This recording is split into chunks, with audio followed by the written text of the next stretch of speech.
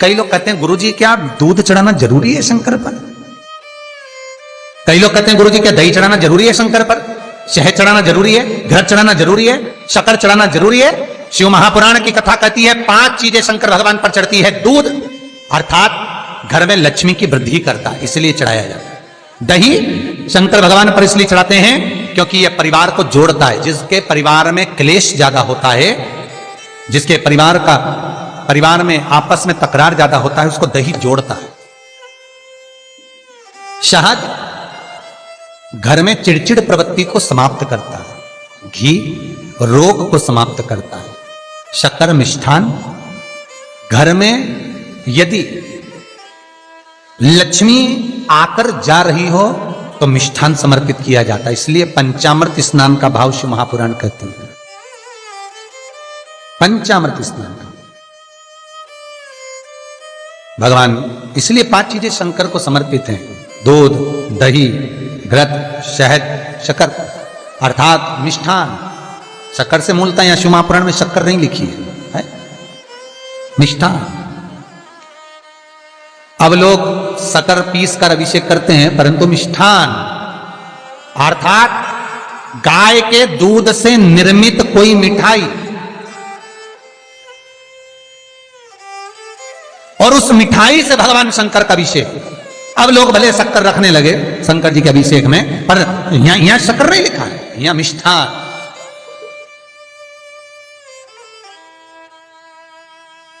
हमारे यहां सहज भाषा में कहते थे उसको खांड अर्थात मीठा। शिव महापुराण की कथा कहती है दर्पण इतना बड़ा ले लो। बंदर वाला अगर दर्पण वाली नहीं तो इतना बड़ा दर्पण लो, हनुमान जी के मंदिर में जाकर, क्योंकि हनुमान शंकर का ही अवतार है। हनुमान जी के मंदिर में जाकर हनुमान जी के उल्टे पांव का थोड़ा सा सिंदूर, चरण का थोड़ा सा सिंदूर एक कागज में लेकर आ जाइए। और हनुमान जी के छोटे भाई, हनुमान जी 6 भाई हैं, उसमें गतिमान, हनुमान जी के छोटे भाई गतिमान का नाम लो और गतिमान का नाम लेकर उस दर्पण पर सिंदूर से त्रिशूल बना दो। सिंदूर से त्रिशूल बनाकर उस दर्पण को घर के बाहर, दर्पण का मुख बाहर की ओर, ऐसे बाहर की ओर मुख कर कर दर्पण को घर के बाहर या दरवाजे पर, बिल्डिंग पर, ऊपर जाली में, फ्रंट में कहीं पर भी उसको लगा दीजिए। महाराज केवल शंकर का स्मरण कर कर, गतिमान का नाम लेकर, हनुमान के उल्टे पांव का सिंदूर का त्रिशूल बनाकर जो दर्पण को लगा देता है, आपको 1 महीने के अंदर अंतर मालूम पड़ जाएगा कि पिछले जो महीने निकले हैं उस महीने का अंदाजा लगाना कि घर में लोग कितने बीमार पड़ते थे और इस दर्पण को लगाने के बाद बीमारी कम हुई कि नहीं हो कम तो ठंडा कर देना, क्या जा रहा है, पर करके जरूर देखना। विश्वास रखकर करोगे, भगवान शिव का अनुमोदन कर कर, भगवान शंकर पर विश्वास रखकर करोगे तो बीमारी घेर नहीं सकती। अकाल मृत्यु हो मरे जो काम करे चंडाल का, काल उसका क्या बिगाड़े जो भक्त हो महाकाल का। शंकर की आराधना करने वाला, शिव का स्मरण करने वाला, शिव को निवेदन करने वाला, शिव अर्चना में डूबने वाला, शिव का अनुमोदन करने वाला कभी दुखी नहीं हो सकता।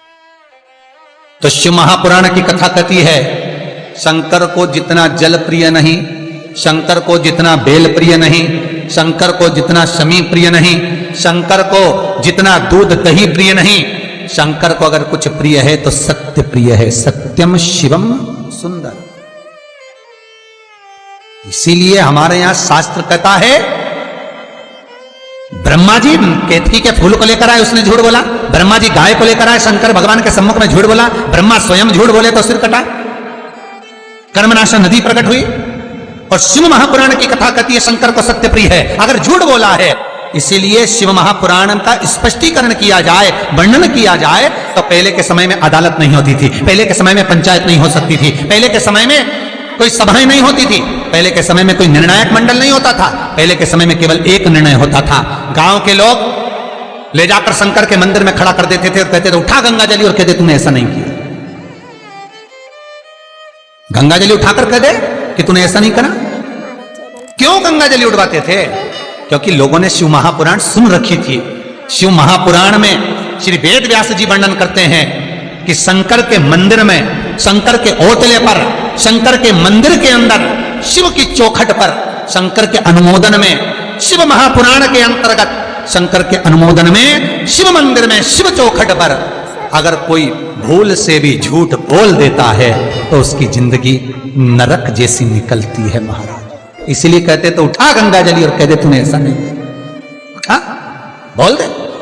आपके भी जीवन में अगर किसी को कष्ट है, फिर निवेदन करूंगा, मंदिर में अगरबत्ती भले मत लगाओ, मंदिर में दीप भले मत जलाओ, मंदिर में पेड़ा भले मत चढ़ाओ। अगर आपके मोहल्ले में, आपके पड़ोस में, आपके परिवार में, आपके नजदीक में अगर कोई दुखी है, कष्ट में है, उसको यदि प्रेम की वाणी भी बोल ली है, एक रोटी भी प्रेम की खिला दी, किसी के चेहरे पर इस्माइल ला दी, तो मंदिर में दिया जलाने के बराबर है साहब। मंदिर में दीप जलाने के लिए सब्सक्राइब करें हमारा चैनल। बेलपत्र भगवान माता पार्वती के अश्रु से है, रुद्राक्ष भगवान शंकर के अश्रु से है, शमी पत्र उमा और महेश्वर भगवान शंकर के विग्रह के सुख से जो जल प्रकट हुआ है, उस जल से शमी की उत्पत्ति है महाराज। दोनों के मिलन से, दोनों के मिलन से। सब्सक्राइब करें। जैसे एक मुखी से लेकर 14 मुखी तक रुद्राक्ष होते हैं, आपको पहले भी कथा में कहा, एक मुखी से लेकर 14 मुखी तक रुद्राक्ष होते हैं। सभी रुद्राक्ष का अपना अपना एक मंत्र होता है, अपनी अपनी एक साधना होती है जिसके अनुसार रुद्राक्ष काम करता है। एक मुखी रुद्राक्ष लक्ष्मी की वृद्धि के लिए होता है। कभी मौका मिले तो एक मुखी रुद्राक्ष का दर्शन करना। पर एक मुखी रुद्राक्ष जितना छोटे से छोटा होता है, जितना छोटे से छोटा होता है, उतना सुख दे। एक मुखी रुद्राक्ष लक्ष्मी की वृद्धि के लिए होता है, कार्य सिद्धि के लिए होता है। कोई भिखारी से भिखारी, गरीबड़े से गरीबड़ा भी अगर धारण कर ले, उसके घर में एक मुखी रुद्राक्ष अगर प्रवेश कर जाए तो सुख का अनुभव करा देता है, संपदा का अनुभव कराता है, सरस्वती का भाव प्रकट करता है, वैभव का भाव देता है। एक मुखी रुद्राक्ष का मंत्र है ओम ह्रीं नमः, ओम ह्रीं नमः। ये लक्ष्मी के लिए होता है महाराज। दो मुखी रुद्राक्ष बांधा को हरता है। कोई तकलीफ आ रही है, कोई प्रशासनिक कार्य है, कोई काम नहीं हो रहा, फाइल आगे नहीं बढ़ रही, बहुत तकलीफ आ रही है, तो दो मुखी रुद्राक्ष जो व्यक्ति धारण करता है उसका कार्य सफल होता है। दो मुखी रुद्राक्ष का मंत्र है ओम नमः। दो मुखी रुद्राक्ष का शिव महापुराण में जो मंत्र दिया है ओम नमः, विद्येश्वर संहिता के अंतर्गत शिव महापुराण में रुद्राक्ष के 14 मुखी रुद्राक्ष के मंत्र दिए हुए हैं। आप शिव महापुराण नहीं पढ़ सकते तो मंत्र लिख लें। 2 मुखी रुद्राक्ष का मंत्र है ओम नमः।